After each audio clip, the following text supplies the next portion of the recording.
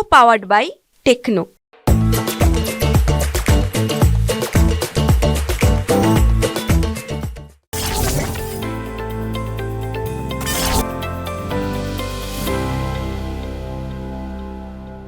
Stock x ray, इसमें हम आज बात करेंगे एक ऐसी कंपनी की जो आज से करीब 15 साल पहले स्टार कंपनीज में मानी जाती थी, लेकिन उसके स्टार इस तरह के बदले कि वो जंक कंपनीज में मानी गई, यूनिटेक। इस पर काफ़ी कुछ दर्शक सवाल पूछ रहे थे और काफ़ी कुछ क्वेरीज आ रही थी और इसमें कुछ डेवलपमेंट भी इस तरह के हो रहे थे कि हमें उससे अपडेट कराना ज़रूरी समझा हमने।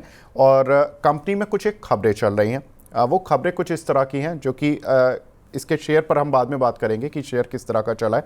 लेकिन अगर हम देखें तो कंपनी की 1257 करोड़ रुपए की एसेट रिलीज के लिए इन्फोर्समेंट डायरेक्टरेट तैयार हो गया है।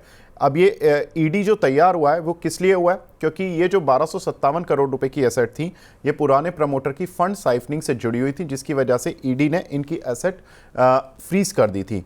अब सुप्रीम कोर्ट के आदेश का इंतजार है। ईडी को अगर आदेश मिलेगा तो वो ये 1257 करोड़ रुपए की एसेट डीफ्रीज कर देंगे, यानी कि यूनिटेक उनको यूज़ कर पाएगा और उनकी वर्किंग कैपिटल में उनको एक फ़ायदा मिलेगा।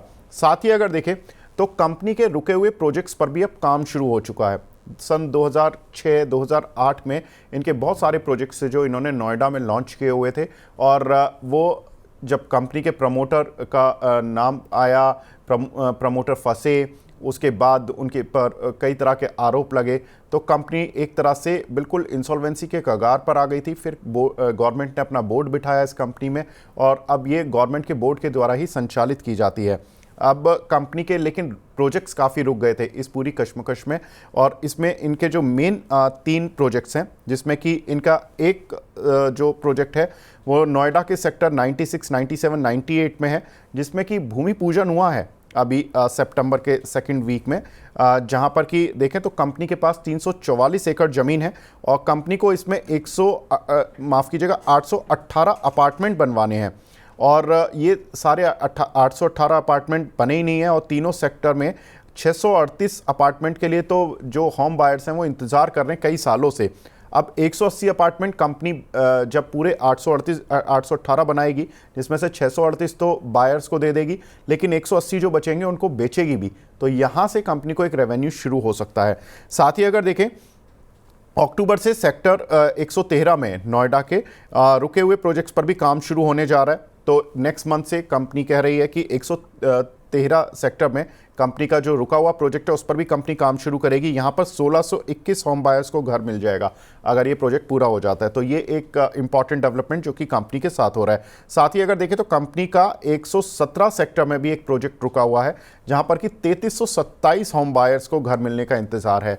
तो ये 3 प्रोजेक्ट्स हैं जहाँ पर कि 2 में कंपनी का काम शुरू हो रहा है। साथ ही अगर देखें तो जो प्रॉब्लम थी कंपनी के साथ, ये क्यों घर बन नहीं पा रहे थे, उसका एक बड़ा रीज़न था कि जो नोएडा अथॉरिटी थी इनके ऊपर, यानी कि यूनिटेक को करीब नोएडा अथॉरिटी को 11,000 करोड़ रुपए देने थे, जिसकी वजह से नोएडा अथॉरिटी इनके जो मैप थे और जो घर बनाने की परमिशंस थी वो दे ही नहीं रही थी। काफ़ी सालों से यही मामला फंसा हुआ था। अब जब होम बायर्स ने कोर्ट का दरवाज़ा खटखटाया तो सुप्रीम कोर्ट ने कहा नोएडा अथॉरिटी को कि आप घर बनाने की मंजूरी दें, जो भी मैप कंपनी का बोर्ड लेकर आता है उसको पास करें। तो अब जून में ये जब सुप्रीम कोर्ट का आदेश आया तो नोएडा अथॉरिटी को उनके मैप्स जो रीडिज़ाइन किए हुए थे वो पास करने पड़े और अब ये घर बनने शुरू हो चुके हैं। तो ये एक यूनिटेक के लिए टर्न अराउंड का काम कर रहा है, एटलीस्ट हम शेयर के लिए हाथ से तो कह ही सकते हैं, क्योंकि शेयर का प्रदर्शन देखते हुए ऐसा लग रहा है कि 4 ट्रेडिंग सेशन में लगातार पिछले 4 ट्रेडिंग सेशन में काउंटर पर अपर सर्किट लगे। इस महीने शेयर में 36% की तेजी भी देखने के लिए मिली। मार्च 2023 में शेयर केवल ₹1.10 का था, जो कि अब ₹12 की रेंज पर आ चुका है। तो लगभग 18 महीने में शेयर 1000% से ज़्यादा चल चुका है। हालांकि कंपनी की फाइनेंशियल स्थिति काफ़ी ख़राब है। अगर हम फाइनेंशियल देखें तो पिछले 10 सालों से कंपनी घाटे में चल रही थी, और घाटा इसीलिए था क्योंकि कंपनी कोई प्रोजेक्ट्स ज़्यादा बना ही नहीं पा रही थी, तो रेवेन्यू और प्रॉफिटेबिलिटी तो कुछ होनी नहीं थी। कर्ज पर सालाना ब्याज ही कंपनी का करीब 3000 करोड़ रुपए आ रहा है, जिसमें से 7230 करोड़ रुपए का टोटल कर्ज है, और उसमें भी 40 करोड़ रुपए का लॉन्ग टर्म डेट है, और जो शॉर्ट टर्म डेट है कंपनी के ऊपर वो 7189 करोड़ रुपए का है। तो ये जो एक कर्ज की स्थिति है ये जो शॉर्ट टर्म डेट होता है ये जनरली आपको वर्किंग कैपिटल की वजह से क्रिएट होता है, जिस पर आपको इंटरेस्ट ज़्यादा देना पड़ रहा है और इसी की वजह से कंपनी घाटे में चल रही है। कंपनी का FY24 में जो आय थी वो 477 करोड़ रुपए थी और घाटा 3807 करोड़ रुपए था। मानस सर कैसे देखें सर? वैसे तो ये बहुत ऑफबीट काउंटर है, एक समय पे तो आपने भी देखा होगा, इस काउंटर को ट्रैक भी किया होगा, लेकिन अब तो काफ़ी समय से इस काउंटर पर कोई राय या कोई रिपोर्ट नहीं आती है। लेकिन नोएडा से जुड़ी हुई कंपनी है, इसलिए हम नोएडा में ही हैं, तो हमने सोचा कि इस पर काफ़ी लोग पूछ रहे थे, तो हमने इसको कवरेज में लिया। सब बताएं। देखिए 2005, 2006, 2007 वो टाइम था जब यूनिटेक में काफी बढ़िया एक्शन होता था और फेवरेट स्टॉक था बहुत सारे एनालिस्ट का, और मैंने भी काफी रिकमेंडेशन इस पे दिए। लेकिन जब गिरावट शुरू हुई और जब न्यूज ड्रिवन हो जाता है स्टॉक, तो कोशिश की जाती है कि स्टॉक में ट्रेडिंग रिकमेंडेशन ना दिया जाए।